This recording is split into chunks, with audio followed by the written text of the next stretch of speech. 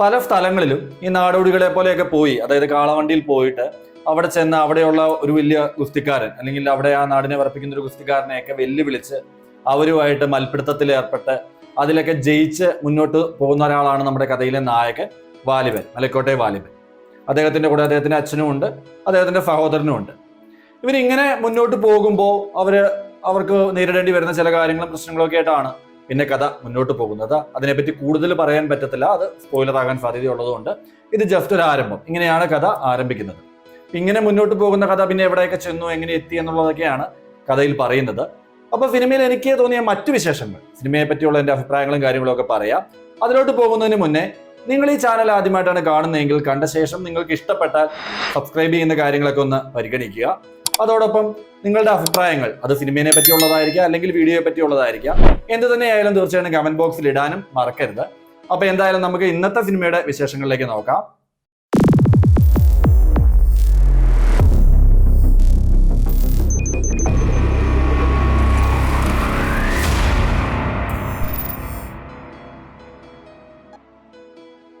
നമസ്കാരം, മൂവി ഫെറോണിലേക്ക് എല്ലാവർക്കും സ്വാഗതം. ഇന്ന് 2024 പുറത്തു വന്ന ഒരു മലയാളം ഡ്രാമ മൂവിയാണ് മലൈക്കോട്ടെ വാലിബൻ. അപ്പൊ ആ സിനിമയുടെ വിശേഷങ്ങളാണ് നോക്കുന്നത്. അപ്പൊ ഞാൻ ഡ്രാമ എന്ന് പറയാൻ കാരണം എന്തെന്ന് വെച്ചാൽ, ട്രെയിലർ കണ്ടു കഴിഞ്ഞപ്പം എനിക്കും ഇങ്ങനെ ട്രെയിലർ ആ ഒരു ടൈമിലൊക്കെ ഇതിന് കുറെ ടൈറ്റിൽ ടാഗുകൾ വന്നിട്ടുണ്ടായിരുന്നു.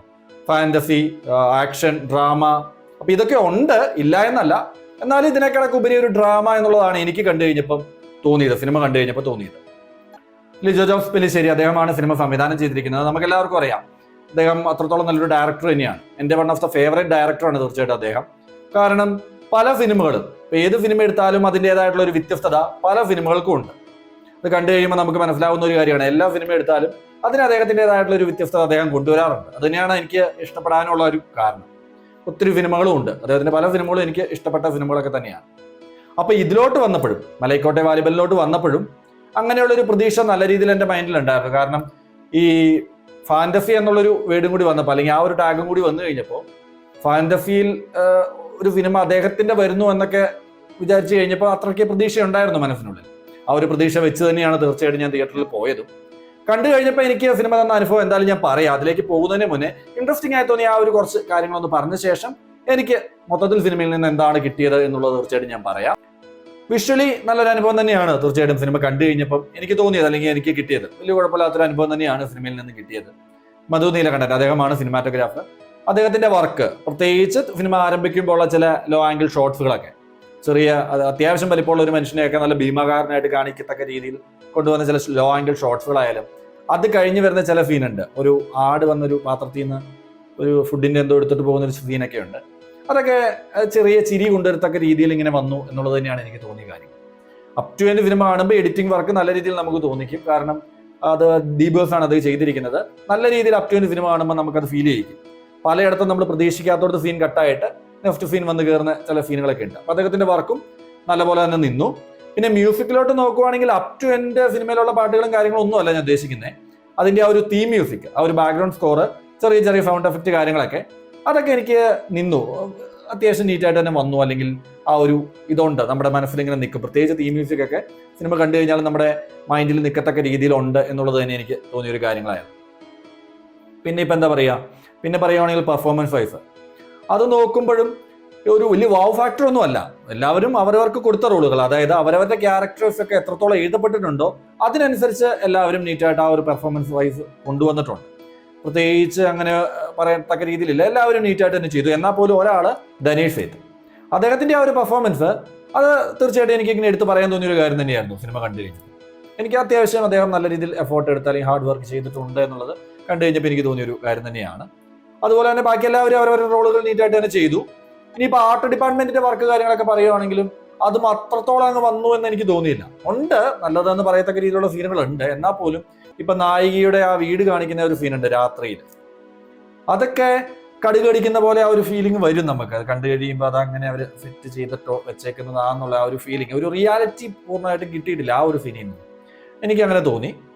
അപ്പോൾ ഓവറോൾ സിനിമയിൽ എനിക്ക് ഇംപ്രസീവായി തോന്നിയ കാര്യങ്ങൾ ഇതൊക്കെ തന്നെയാണ്.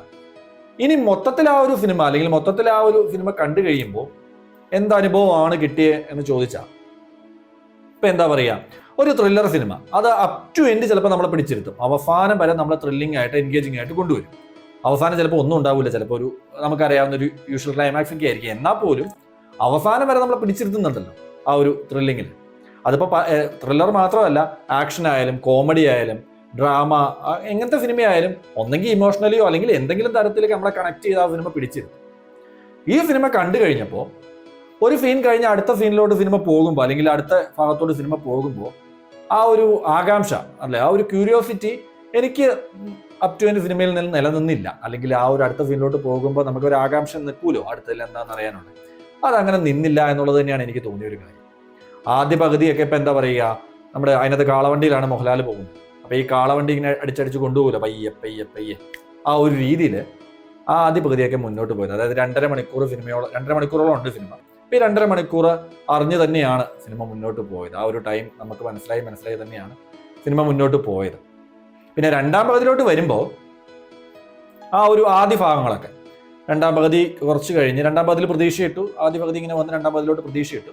രണ്ടാം പകുതി കയറി കഴിഞ്ഞപ്പോൾ കുറച്ച് സീനുകൾ, കുറച്ച് കാര്യങ്ങളൊക്കെ ആക്ഷനും കാര്യങ്ങളൊക്കെ ആയിട്ട് അത്യാവശ്യം ഒരു മേക്കിംഗ് ക്വാളിറ്റി എന്താ പറയുക, ഒരു വ്യത്യസ്തതയൊക്കെ കൊണ്ടുവന്നൊരു മേക്കിംഗ് ക്വാളിറ്റിയിൽ വന്ന് കുറച്ച് ടൈം നമ്മളെ എന്താ പറയുക ഇങ്ങനെ എൻഗേജിങ് ആയി നിർത്തി.